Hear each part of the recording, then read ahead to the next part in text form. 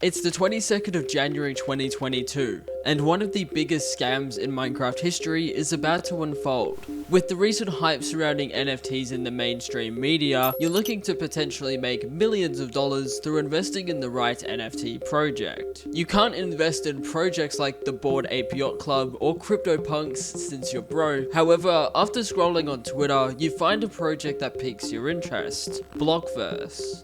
And at first, it looks promising. On-chain NFT on the Ethereum blockchain to enable play to earn on Minecraft. Winning players and teams will be awarded with their skill and playtime.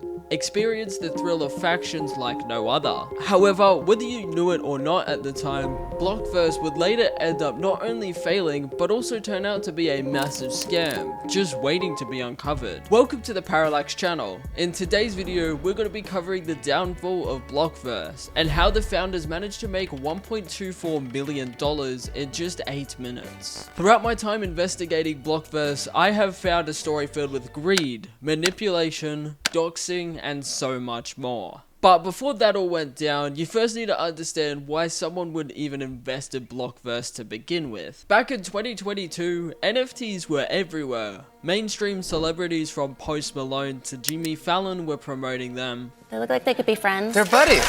And artists were making $69 million just from a single transaction. Serious crypto investor who paid that $69 million for an NFT. With the success of the NFTs, loads of people would start to get interested in them, looking for the next big project that could potentially make them millions of dollars. And that's where Blockverse comes in. In the December of 2021, advertising campaigns for the service started to come out and started to build a small yet loyal community. Essentially, through buying one of these NFTs, players would gain access to a private Minecraft server where they would get to use their NFT skin in-game, as well as the ability to earn money simply through playing with their play-to-earn model, which in of itself should already be a red flag. But despite this and the founders of the server basically being anonymous, the Minecraft server not being out yet, and no proof of the play-to-earn technology working, Blockverse would start to garner some attention in the Minecraft community. Within 24 hours of their Discord server launching, they managed to accumulate 14,000 members just waiting to invest in this project.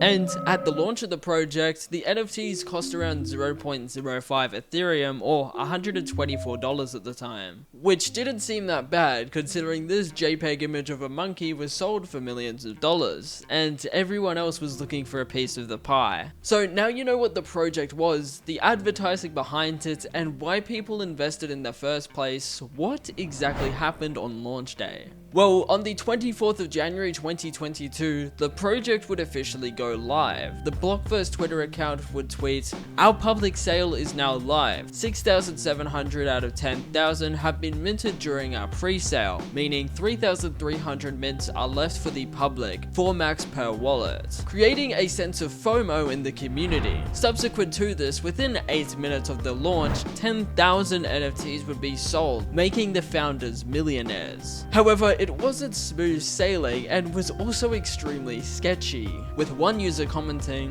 "Do not support this project or buy off OpenSea. These devs wrote a terrible contract, told people to mint from it, who then lost insane amounts of ETH on gas, and are now banning everyone from Discord who mentions the contract issues. Red flags galore." Now, if you're unfamiliar with what minting an NFT is, it essentially means to put your NFT officially on the blockchain, so it can then be sold or traded. Many different investors would start to complain about the gas fees upon attempting to purchase one. The gas fee is essentially a transaction fee charged by the blockchain network to validate and record the transactions. However, despite this disaster of a launch, and multiple community members getting banned for raising concerns, the aftermath of the launch is ultimately what would make Blockverse one of the biggest scams in Minecraft history.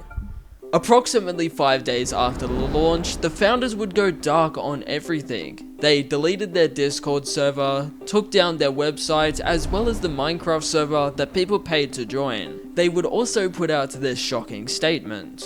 The FUD quickly descended into harassment, threats, and doxing. The team noticed all this and panicked, deleting their Discord server, on impulse. Everything else was closed to prevent the continuation of harassment that had occurred so far. The plan was to reopen once everyone had time to calm down. There is absolutely no reason for us to leave permanently, as all the technical work and infrastructure for the project thus far has already been put in place. It was actually more work to take things down than to leave it up, but again, everything was done in the interest of protecting personal safety. We are disappointed that the community jumped to false accusations so quickly, but we still believe in our project, and in order for everyone else to regain that faith, we are in talks with professionals in the space about how we may proceed. Our intention is to work with other trusted developers and community members, granting them access to our website, servers, and all of the back-end infrastructure so that there is no risk in people's minds of the project going offline. We are aware of how much damage we've caused already, but we hope this gesture towards the community can help us get back on track. But this isn't even what happened. Essentially, the Blockverse team were trying to shift blame from them stealing money onto their audience for the supposed harassment, despite stealing $1.2 million.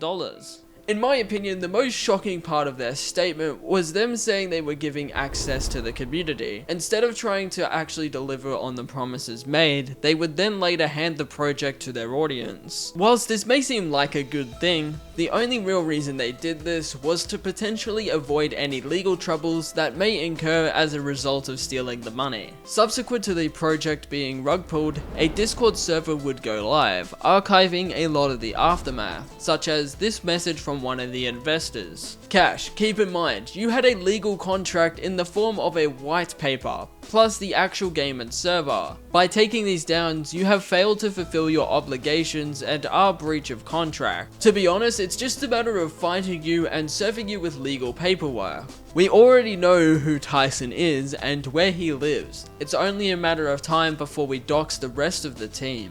It is also important to mention that according to an article made by NME, one of the most crucial members of this scam was a guy called Liquid Assets, who was in charge of the marketing for the project. According to his own statement, he paid influencers out of pocket and gave them tips on how to grow their Discord community. However, according to this statement, he is still unpaid. The statement read, "They not only ghosted the Discord group, but they ghosted me, so now I am down around $26,000. They deleted their Discord and took down everything, and I am still unpaid. Starting today, I will be helping to find and hunt down these guys. I wasn't given any names as they kept everything very anon from me. For any inquiries or info, please message me here or on Discord. Add me to your chats and I'll see what I could do in any way to help." The only real thing that remains of the project is a backup Discord that the victims made, as well as the Twitter account. Throughout their Discord server, we could see the behind the scenes of what was happening, as well as various messages from Cash himself. Following this project's launch and the disaster that it was, Mojang would come forward with their official stance on NFTs with the statement that read, "To ensure that Minecraft players have a safe and inclusive experience, blockchain technologies are not permitted to be integrated inside our client and server applications. Nor may Minecraft in-game content such as worlds, skins, persona items, or other mods be utilized by blockchain technology to create a scarce digital asset."